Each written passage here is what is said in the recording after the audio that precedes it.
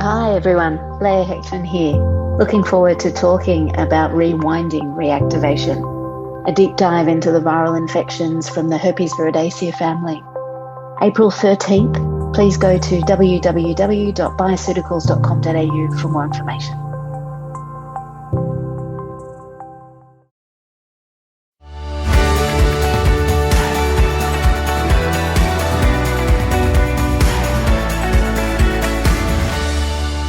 Hi, and welcome to FX Medicine, where we bring you the latest in evidence-based integrative, functional, and complementary medicine. I'm Emma Sutherland, and joining us on the line today is naturopath and acupuncturist Miranda Myles. Miranda is the principal practitioner and owner of the Fertile Project, an integrative and functional medicine practice combining acupuncture, naturopathy, and TCM under one roof. Miranda also has extensive experience treating a wide range of hormonal issues and conditions, including thyroid health, which is what we're going to dive into today. Welcome to FX Medicine, Miranda. Thank you so much for joining us. It's an absolute pleasure, Emma. We have been trying to get this together for quite a while, so it's a delight to finally be here. It is, yes. Yeah, it's great. Yeah, now worldwide, thyroid disorders affect 10 times more women than men, which I find astounding. And thyroid dysfunction, is the second most common endocrine condition that affects women of reproductive age. And according to a paper on clinical practice guidelines from the Endocrine Society, thyroid antibodies are present in 5 to 15% of women of childbearing age. And as clinicians, we tend to see, I feel, quite a lot of subclinical thyroid disorders. So today, I want to really delve into what testing we should be doing, what impacts the conversion of T4 to T3, the clinical relevance of reverse T3, and so many other thyroid factors. Now, Miranda, you have such extensive clinical experience in this area. I wanted to start with some basic pathophysiology. Now, what is the role of the thyroid? Can you explain to us? Really, really simply, the thyroid gland produces thyroid hormones that are involved in regulating the body's metabolic rate. So we think about, your basal metabolism. But from a practical perspective, it's actually far, far deeper than that. It's involved in controlling our heart, our musculoskeletal system, our digestive system, bone maintenance, and really, really important brain development. So when we're talking from a fertility perspective, and during pregnancy, in the baby's first trimester, the baby relies solely on maternal thyroid hormones for its growth and development, right? So the baby's own thyroid doesn't kind of kick in until 12 weeks gestation. So it's so important that women have their thyroid sorted prior to pregnancy. And as you said, 10 to 15% of women in reproductive years, and 1 in 5 women will develop thyroiditis during pregnancy. Yeah, they're really high statistics, and as clinicians, I think that's why we just see this so frequently.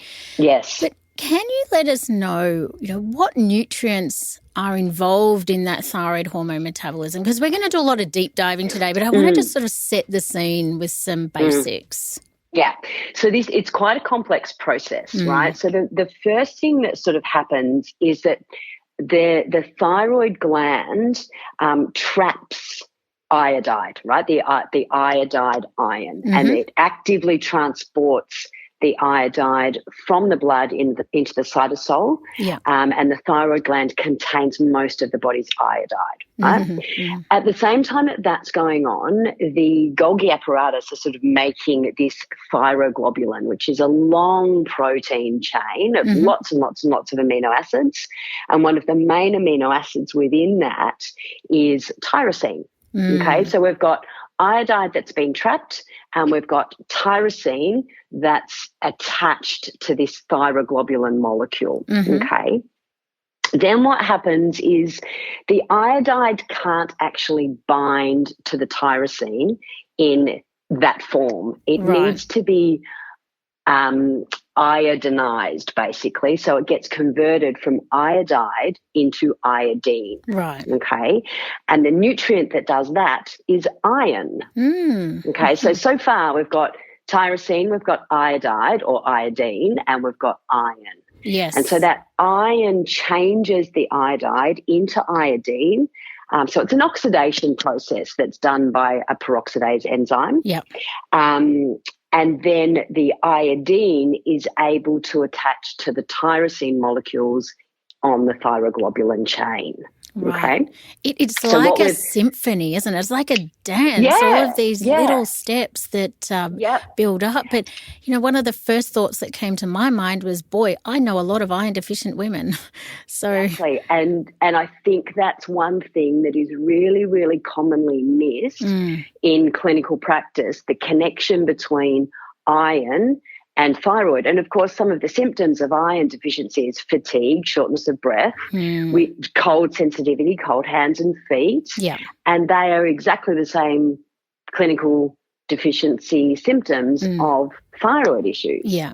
So I really do believe it's one of those things that is missed clinically. Yes. The importance of that iron in being able to convert that iodide to iodine so that we can make the thyroid hormones in the first place. Yeah, I think that is such a great clinical pearl to take on board today. Amazing. Yeah.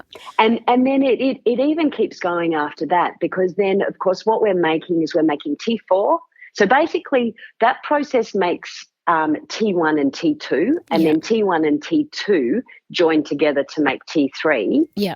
And then two T2s join together to make T4. So that's where we get T3 and T4, right?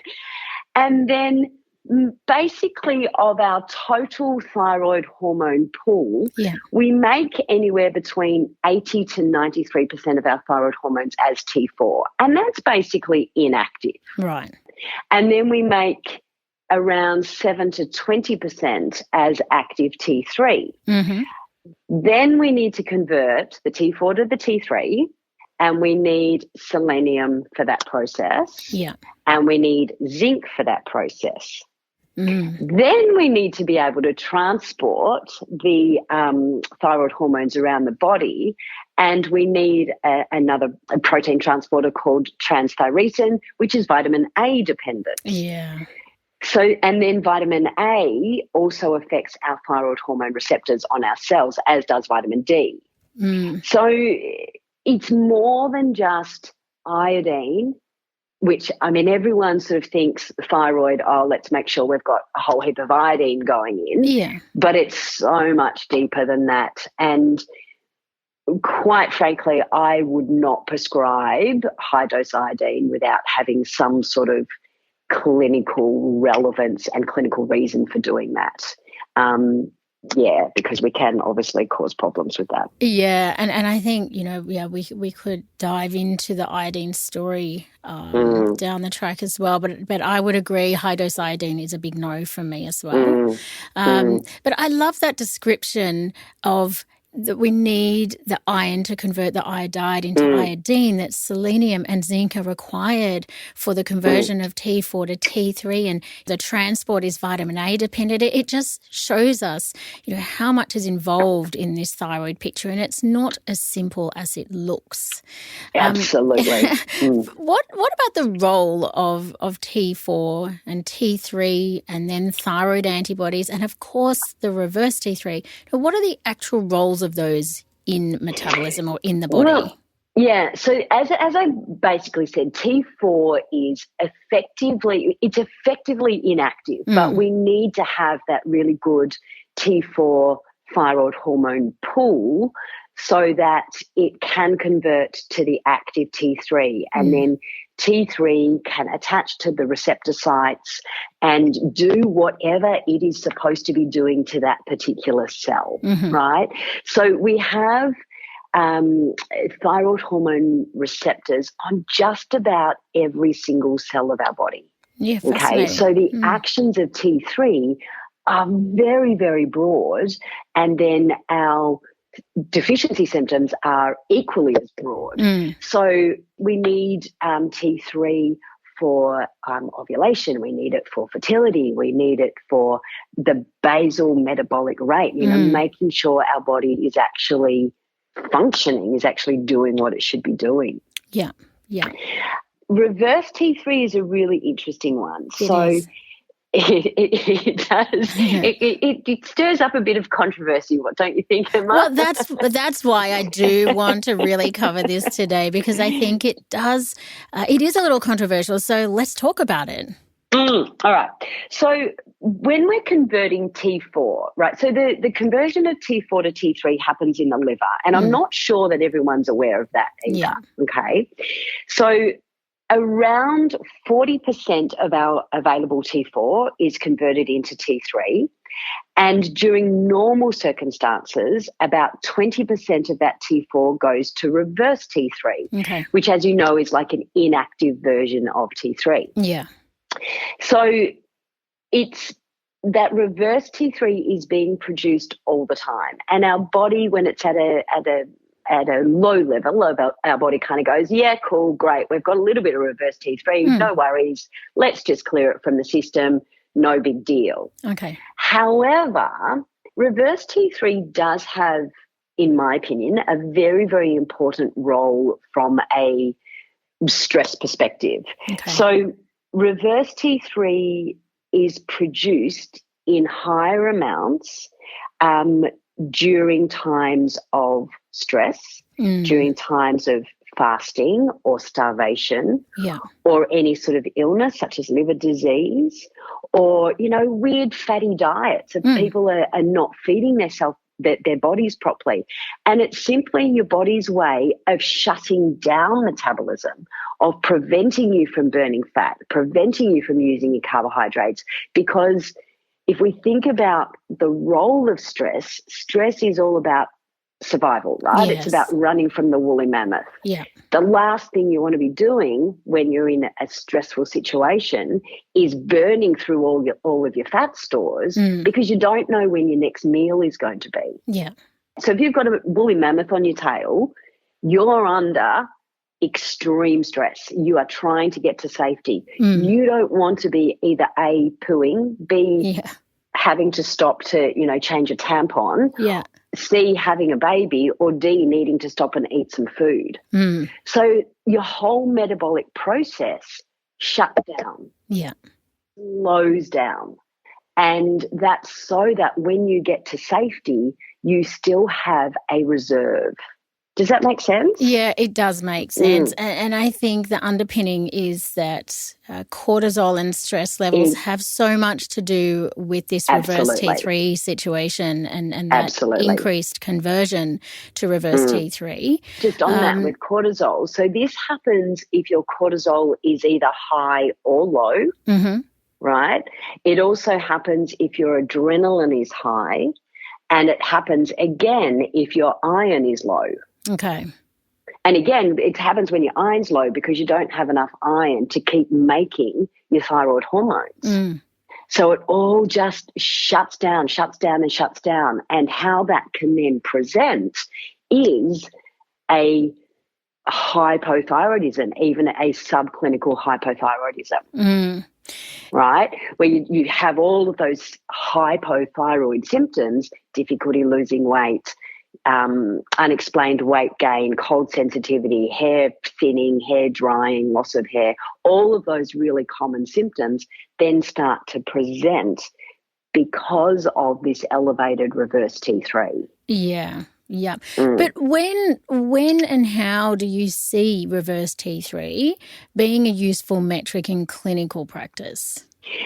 Because when I see reverse T3 elevated on a blood, like elevated in testing, it alerts me to something else is going on, right? It alerts me to why is this person's reverse T3 elevated at this point in time? Yeah.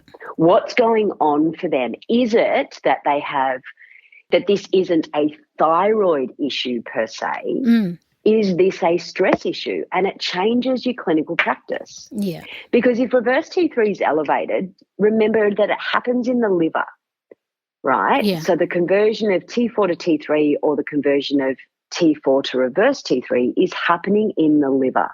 So straight away I go, okay, is something wrong in the liver? So do we have, non-alcohol fatty liver disease as an example? Yes. Right?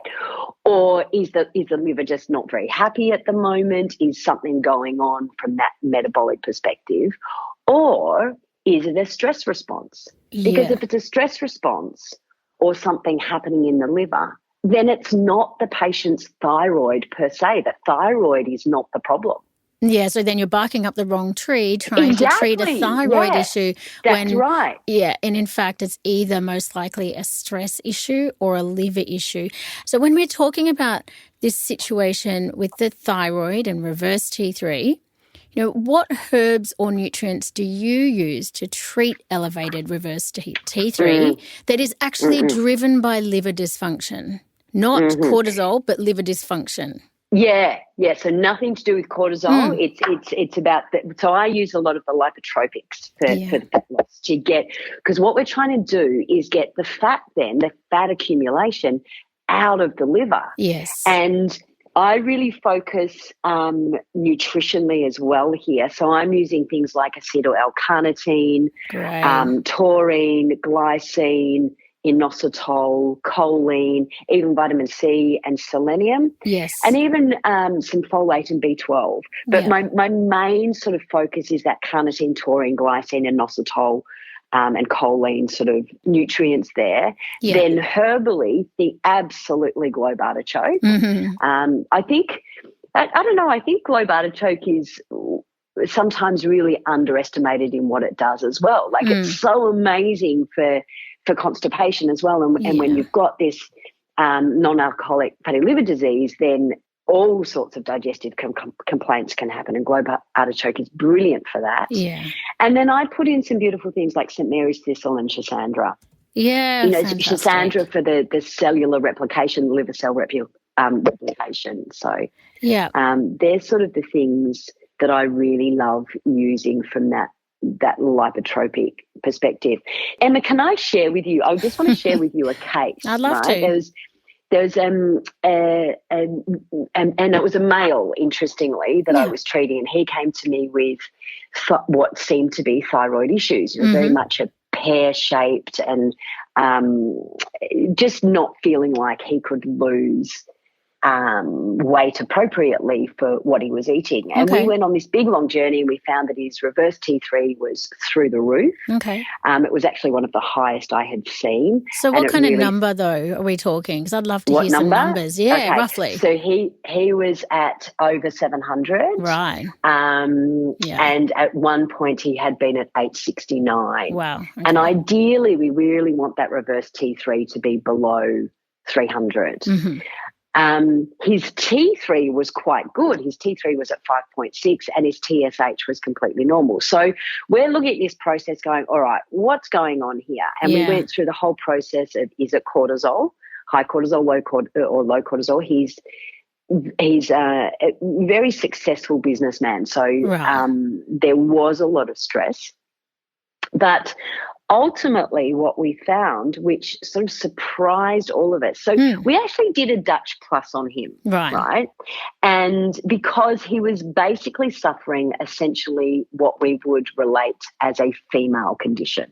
Right? So I went, you know what, let's see what estrogen's doing. Let's see what your liver and your bowels are doing with estrogen. Yeah. And they were all beautiful. His liver was doing a beautiful job with estrogen. So I kind of thought nothing else of it. And then I went, you know what? But just because that's fine doesn't mean his liver is fine. And what we did finally discover was that he had non-alcoholic fatty liver disease. And it was caused by hemochromatosis. Oh, he was depositing so much iron in his liver, but nobody had ever found that. He's 40 and no one had found that there was a hemochromatosis there. Yeah. And that was really one of the things that I went, okay, this presented like a thyroid issue. It presented like a cortisol issue. Yes. But it was actually a liver issue, a non-alcohol liver dependent.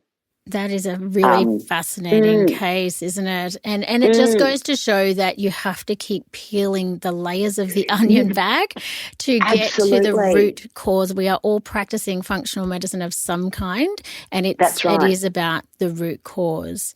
That's right. And if we hadn't kept going, we would still be sitting here going, oh, well, why isn't the reverse T3 going down if we're treating stress and cortisol and where we would still be stuck in it had we not investigated more into what the liver was doing. Yeah. Some fantastic tips there. I love the lipotropics for the liver support, the carnitine, taurine, glycine, choline, and inositol. And, of course, those beautiful herbs, globe artichoke, St. Mary's thistle, and schizandra, just beautiful herbs that we can use again and again for such great results. I wanted to ask about testing, though. So how is subclinical hypothyroidism actually assessed, and what tests are done in a standard blood panel? Let's get the definitions and what we're seeing. Let's get this out. Okay. So when we do a thyroid test, right, and they will refer to it as a full thyroid test, and it's literally usually just TSH. Correct. Okay. And if we're really lucky, we might get T4 tested as well. Okay. And even though they say we've done a full thyroid test, it's like, no, you haven't. So remember that TSH comes from the pituitary gland in your brain. So by testing TSH, we're actually testing your brain's communication with your thyroid. We're not even testing the thyroid hormone. Yeah. Right? So it's just a little bit, it's just missing a lot of details. Yes. So TSH, the other thing is that a lot of the labs are still using very old reference ranges, where TSH should be sitting anywhere between 0.5, some say 0.5 to 5, some say 0.5 to 4. But they're still old reference ranges, and the most current reference ranges changed in 2003, and it's 0.5 to 3. Right? Okay. But most labs don't even have that as a reference range. I've seen one recently that was some tests coming from Sydney that had that reference range. Okay. So then within that, ideally, that's the range. The optimal place I would like to see TSH is somewhere between 0.5 to 1.5, so 1 is pretty spot on. Yeah. But I'm pretty okay if it's anywhere between 0.5 to 1.5. Yeah. But once it starts, if somebody comes to me and says, oh, my thyroid's fine and their TSH is coming back at 4.5, every alarm bell is ringing in my head. It's like, that is just not okay. So if that patient comes into you and they've had their TSH checked, what then do you need to refer them for? And these are private blood tests, so patients will be required to pay for them. But what tests would you then send a patient on for?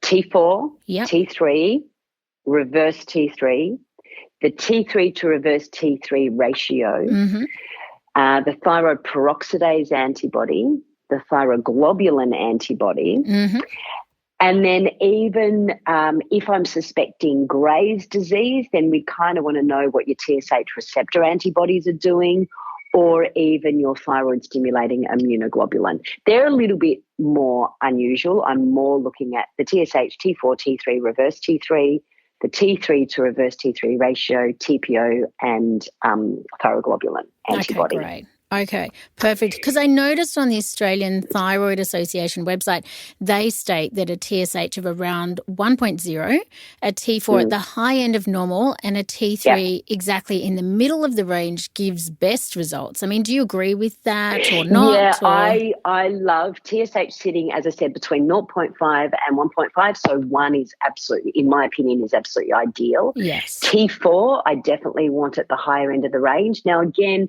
some labs are sort of talking 9 to 25. Other labs are talking 9 to 19. So this is where it gets a little bit muddied, but that's where we go, okay, higher end of the range. Okay. So 19, 20, 21, if it's up to the, if the range is in the 20s.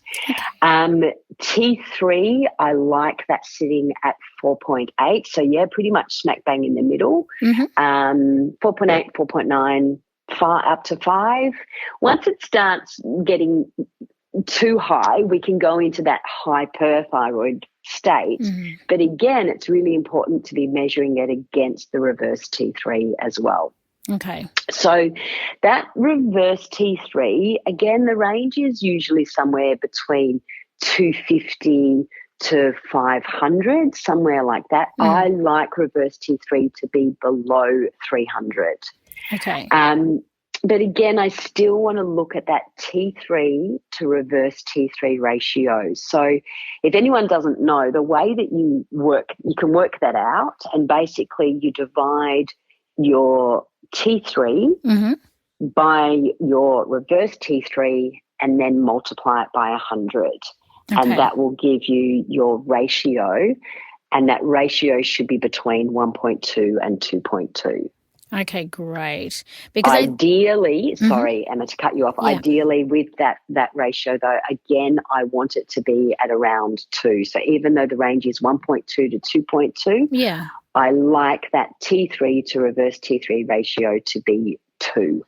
Okay, amazing. So let me synopsis that for the listeners. So in an ideal thyroid picture, you would see a TSH of around 1.0, a T4 around 19, a T3 of 4.8, a reverse T3 below 300, and then a T3 to reverse T3 ratio of 2. Yes. Great. Exactly. Is there a too low number for reverse T3? Or, conversely? Absolutely. There is, but there's not a lot of research that sort of says what it's doing. But if I see reverse T3 drop below 250, for example, and I have seen that, then again, I'm sitting there thinking, okay, where does reverse T3 come from? It comes from the conversion of T4 to reverse T3 in the liver. What is going on again with the conversion? Okay. Because remember, normally we should be converting about 20% of our T4 to that reverse T3. Why is that not happening? Is the T4 dropping too low? Okay. Yeah. Reverse T3 is better low than high, absolutely, but we still don't want it too low because it indicates that something else is still going on. Yes. When you see someone with subclinical hypothyroidism, what does that look like? Yeah, so what it looks like is subclinical hypothyroidism is where the patient is presenting with all of those typical symptoms of sluggish thyroid, hypothyroidism. And that's including things like, the inability to lose weight or the unexplained weight gain, cold sensitivity, the hair falling out, fertility issues, whatever the specific set of hypothyroid symptoms are. And yet it hasn't reached the clinical level yet. And what I mean by that is it hasn't reached the biochemical, the testing. The testing is not reflecting that there is a problem yet. So, in other words, those ideal numbers that we mentioned just a few minutes ago, could they be the numbers on the piece of pathology that the patient's sharing with you? Generally they're not. Okay. Generally they're not in the ideal ranges. Generally you would see a TSH starting to nudge a little bit too high. You'd see the T4 sitting around 13 or 14, still in range, but at that lower end. See, as soon as I see T4 starting to go below 14, we should not be seeing T4 below 14. Okay. T4, one of the most important nutrients, as we talked about, is iodine. And once we see T4 starting to drop below 14, I'm starting to think, is this person getting enough iodine? Like that is starting to stimulate that thought process in my mind. So we would see TSH starting to push up, T4 starting to push down, T3 might still be okay, hovering around, 4, 4.2, 4.3, but it's not in that ideal. So everything, the thyroid hormones are starting to go a little bit low. Yes. The TSH is starting to go a little bit high. The reverse T3 probably hasn't been tested. Yeah, most likely not. Yeah. And the patient is starting to feel the symptoms. They're really starting to feel it, and yet their thyroid results are not blown out of the water yet. Okay.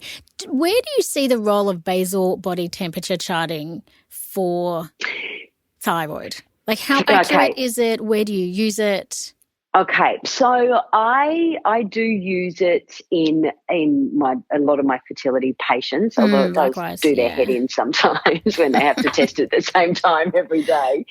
I want to see the basal body temperature first thing in the morning before they've moved. I want to see it 36.3 and above. Yeah. Okay. Once it starts to drop below, and this is actually some information from the beautiful naturopath Francesca Naish, who's in Sydney, and she's been around for forever. This is a lot of the work she was doing, and I really want to see temperature above 36.3. Yeah. A couple dropping below is okay, particularly if that's in the follicular phase, but if they're consistently below 36.3, that's really setting off some alarm bells about whether the patient is ovulating, and it does drive towards fertility issues.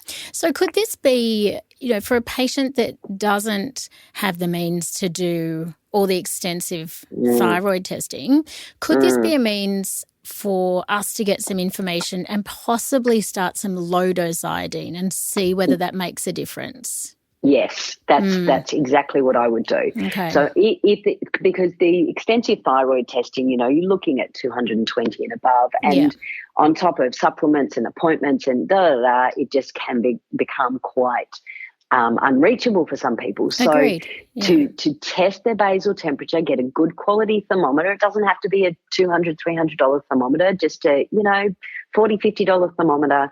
Get them to test every morning at the same time before they get up. And if it's consistently below 36.3, it would be ideal if there was a GP who could then just test their TSH and their T4, which we can pretty much still get. Those two are pretty standard and should be covered by Medicare without the patient needing to pay more for those.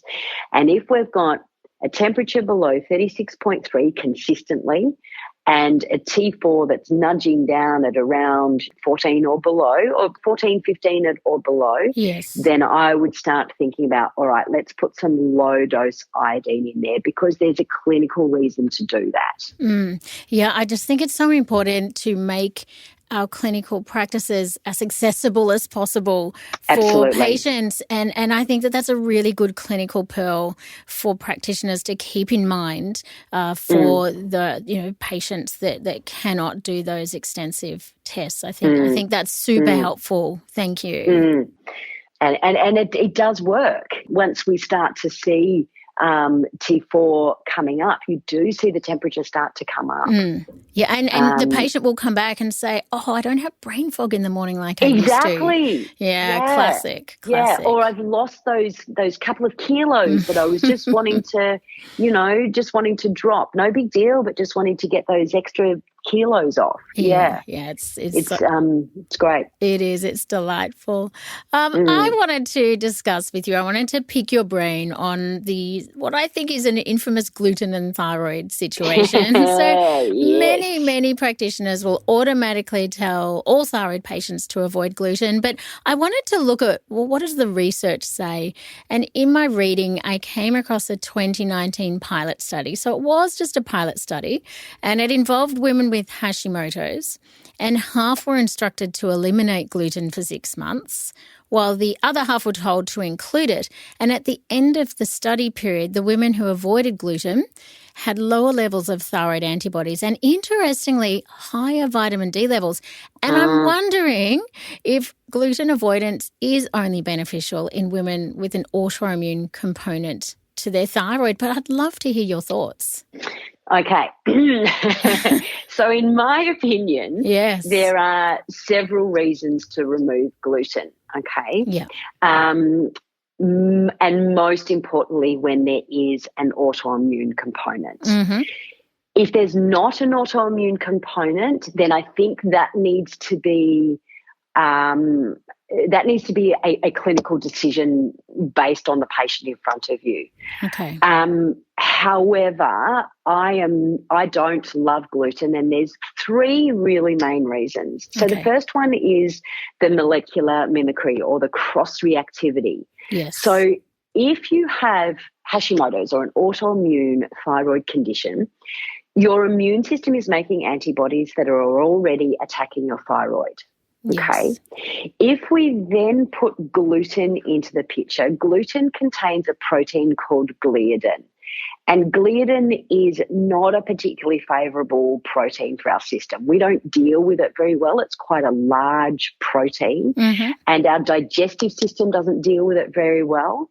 And so our body views gliadin as a foreign substance. And it starts to attack the gliadin. But where it's really interesting is that gliadin is very, very similar structurally to transglutaminase, which is an enzyme that's found abundantly in the thyroid gland. Okay. So what your immune system is recognizing is that the gluten, the gliadin, is really similar to your thyroid gland. So if you already have thyroid antibodies attacking the thyroid, then those antibodies go, oh, okay, there's something else we have to attack that looks exactly like transglutaminase in the thyroid gland, and it's the gliadin. So the antibodies go up even higher in the presence of gluten because the gluten looks like the thyroid gland. Okay. Yeah.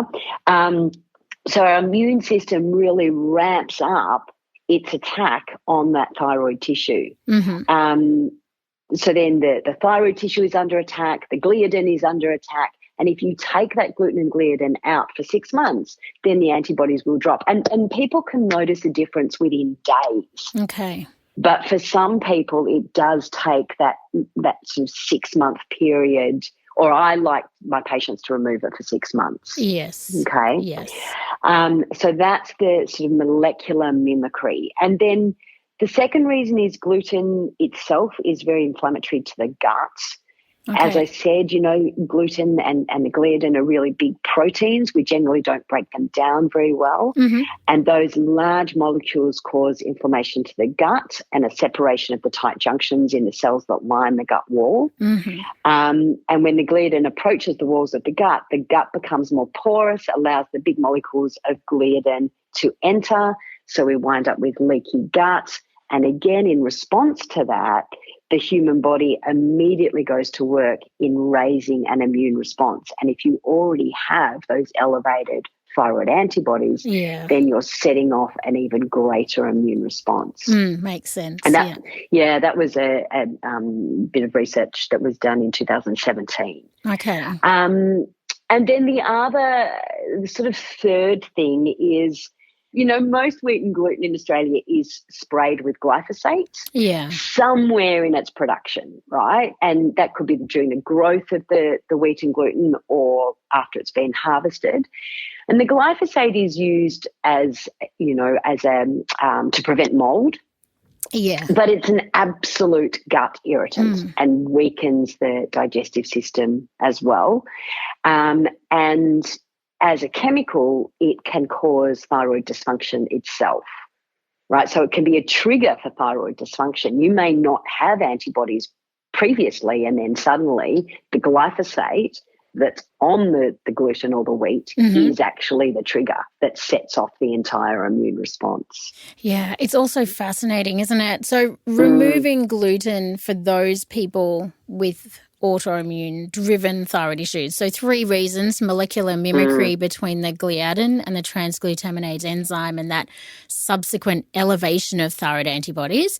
Then you've got that gluten, it's inflammatory to the gut and drives intestinal permeability. And then the third was wheat essentially has chemical contamination. Now, this is a good segue because I read this landmark study involving over 1,500 people. It was in 2011, but it showed an inverse relationship between environmental phthalates and thyroid hormones. And essentially, as urinary phthalate concentrations increased, serum levels of certain thyroid hormones decreased. And the lead researcher said something really interesting that really kind of struck me. He said, this seems like a subtle difference, but if you think about the entire population being exposed at this level, you'd see many more thyroid-related effects in people. And a 2020 paper, so very recent, showed that levels of autoimmune thyroid conditions increase the closer people live to areas contaminated with pesticides. Now, this area of environmental impact and thyroid is huge, but I just wanted to know, how do you counsel patients on this very overwhelming topic? It's completely overwhelming because, ideally we'd love them to move to another area where there isn't any pesticides or phthalates. And, as impractical as it is for some patients to be able to do a complete thyroid test, it's also completely impractical for them to up and move their lives. Yeah. So it's very much about reducing the exposure where we can. So the removal of phthalates and the removal of pesticides from food sources, or it's not just food sources either, but where they can control it. So phthalates, as an example, we find high levels of phthalates in cosmetics and personal care products and perfumes, nail polish, hairspray, soap, shampoo, skin moisturizers. We put something like 168 different chemicals on our face. It's insane. Just, when we get ready in the morning, if we're not using, phthalate or chemical-free products. And that gets into your skin and it affects your biochemistry, your nutritional biochemistry, and your hormonal biochemistry. So it really is about removing those phthalates and those pesticides. Eating organically, biodynamically, from a farmer's market as much as you can, and just doing everything you can to reduce those phthalates and pesticides insofar is as humanly possible. Yeah, and they are quite ubiquitous, and I often say to patients, look, the first thing I want you to do is every time you finish something in the house, replace it. It's okay, you finish that spray and wipe thing. Now you're going to move across to one that's more suitable for you so that, it will take 6 months or so, but over time the burden of the chemical burden is decreased. That's right. And that's also, exactly right. Ensuring they have good detoxification capacity is important as well. Absolutely. Right? Yeah. Yes. So making sure their body can actually rid those, if there's still some exposure, making sure their body can actually get rid of those toxins effectively and efficiently. And again, that of course comes back to, 5 organs of detoxification, and liver is a big one involved in that. It's huge, isn't it? Yes. Yeah. The other thing huge. just with that as well, Emma, is is filtered water. I think people forget about water, and when we look at even if we look at the periodic table, right, where the fluoride, the iodide, and bromide are on the periodic table, they are all halogens, right? Fluoride we find in non-filtered water. The bromide is in crappy toxic bread, and then the iodide is in our salt. Now, those three things all compete with each other. Yeah. So if you're having non-filtered water, you've got high levels of fluoride that then displaces your iodide and affects your thyroid hormone manufacture as well. Yeah, look, I'm always saying to patients, if you don't have a filter, you are the filter. And I think it's that simple, right? It is that simple. Just before we close out, though, I would just love one little recommendation on building a successful clinical practice, because you are incredibly successful in our industry, but I just love one little key takeaway for our listeners. You do you and stay in your lane, I reckon. Yeah, I love it. Yeah, just do what you love and how you love doing it, and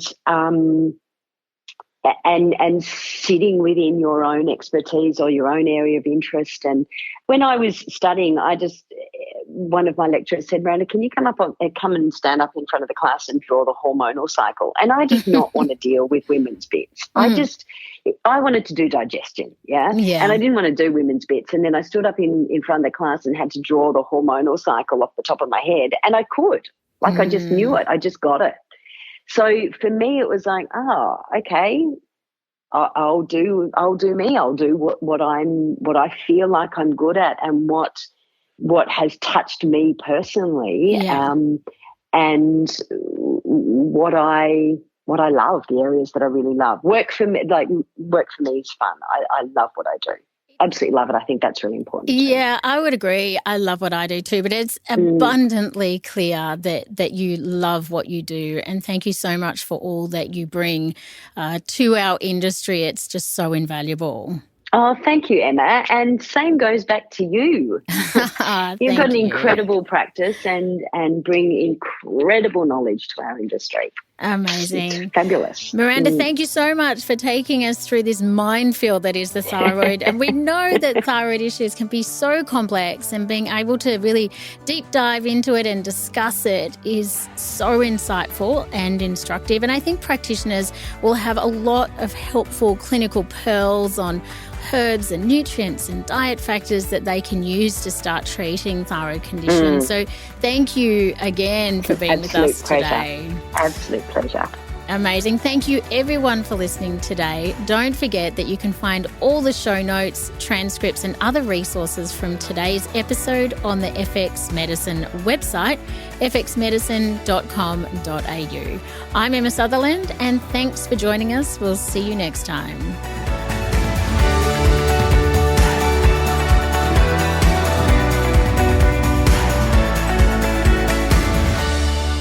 This podcast is intended as healthcare practitioner education only, and it is not a substitute for medical advice, diagnosis, or treatment. Hi, this is Dr. Adrian Lopresti. Join us on FX Medicine next week, where we'll be talking to Dr. Simon R. Lee about biomarker testing for mental health conditions such as depression and anxiety. Subscribe to us on your favourite podcast app and follow us on social media to make sure you never miss an episode.